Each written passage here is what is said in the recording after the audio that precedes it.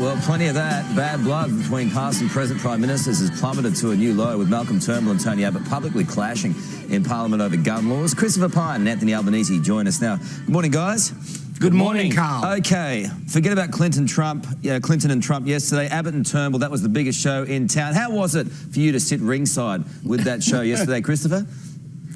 Well, no one is at odds in the government about gun laws at all, Carl. That's just a complete distraction from the Labor Party, from the fact that they will not support the Australian Building and Construction Commission coming back. Okay. Turnbull and Malcolm Turnbull and Tony Abbott are both saying that we never supported the watering down of the Howard gun laws. In fact, because of the actions of both governments, the gun laws have been strengthened by putting a temporary ban on bringing in lever-action shotguns. So it's quite the opposite to the way the Labor Party has been trying to portray it. Well, this is another run of the Mediscare campaign. You did a pretty decent job of portraying it in your own way yesterday. Tony Abbott says there was no deal. The PM says there was. Who's lying? There wasn't a deal of any kind, and everyone knows that's the case, to water down John Howard's gun laws. In fact, John Howard's gun laws were strengthened by the actions that the Abbott government took, then re-supported by the Turnbull government. If neither of those governments had taken action under John Howard's gun laws, the lever-action shotgun would have come into Australia. So Labor's trying to do here what they did with the Mediscare campaign, which is to say black is white and make people believe it. Just to clarify, there was no deal. There was no deal done, right? No, there was no deal to water down John Howard's gun laws. So what was the deal about then? There was certainly a deal to put a sunset clause on the temporary ban, because we wanted to make sure that the states and territories visited this subject and classified this particular weapon. And Tony Abbott didn't know about it? Well, it's quite clear that the government knew about it, because Michael Keenan and Peter Dutton made the arrangement to ensure that this matter didn't just sit there forever on the books, but that the states and territories had to return to the subject of the classification of the lever-action shotgun. Do you accept that Tony Abbott? Do you accept that Tony Abbott didn't know about it? Look, I don't know what was in his mind or not at the time. Look, I'm not in the Prime Minister's office, but I can tell you one thing: there is no fissure between Malcolm Turnbull and Tony Abbott over the fact that we will not water down John Howard's gun laws. In fact, what we are doing is strengthening those, and we want the states and territories to take the action they need to take to classify this particular weapon. That's why the temporary ban was put in place.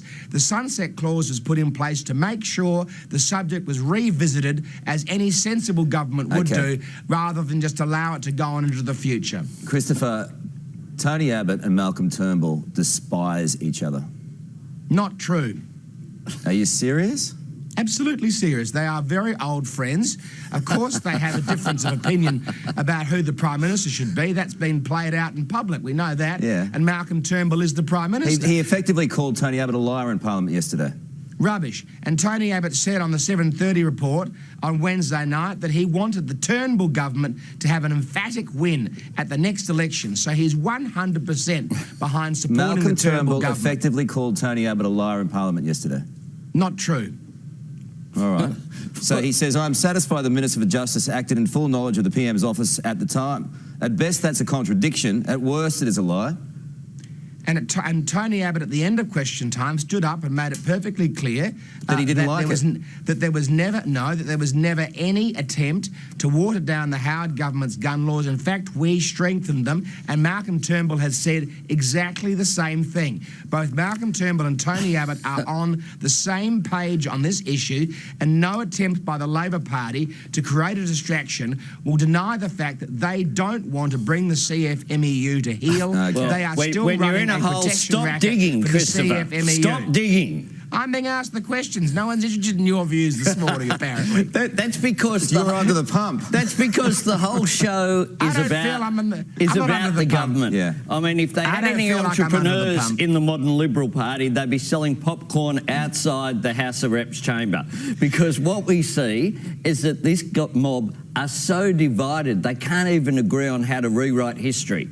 Yesterday you had Malcolm Turnbull essentially call Tony Abbott a liar in Parliament, and then you had Tony Abbott return serve and stand up in an extraordinary contribution and essentially call Malcolm Turnbull out. I mean, this was a cage fight on national television on the floor of the House of Representatives. This is a divided government without an agenda, without a sense of purpose. It's just about whether Malcolm Turnbull can survive or not. And Tony Abbott now, it's on out there for all to see, and it is all of Malcolm Turnbull's own making, because he was incapable of giving an answer to a pretty clear question on Tuesday about the Guns for Votes deal.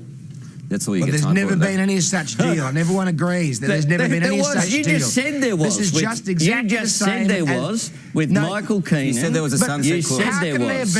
You said there was with Keenan and Dutton. How can there be a Guns for Votes deal? You just confirmed that there was. When, in fact, the guns were stopped from coming into the country. You just confirmed that there was, and Malcolm Turnbull this week left it open as well. Left it open over industrial relations. This is so tense today. The guns were stopped. The guns were blocked from coming into the country. And you got a meeting today. The guns were not allowed to come into the country. And the government hasn't been able to say what its position is. Christopher Pyne, can you just cool your jets for a second? You're getting very animated, and I don't like it.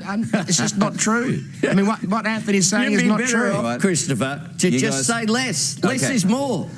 You guys, can you? Well, when are you going to challenge Bill Shorten? Less is more. Less is more. When are you going to challenge Bill Shorten? Bill's going all right. That's right, because the issues are us. We all know you want Bill Shorten's job. See you next week. And you'd be better at it. You'd be better at it. Wow. You're a much nicer person. It's still going. Keep going. You guys keep going. Lisa, over you.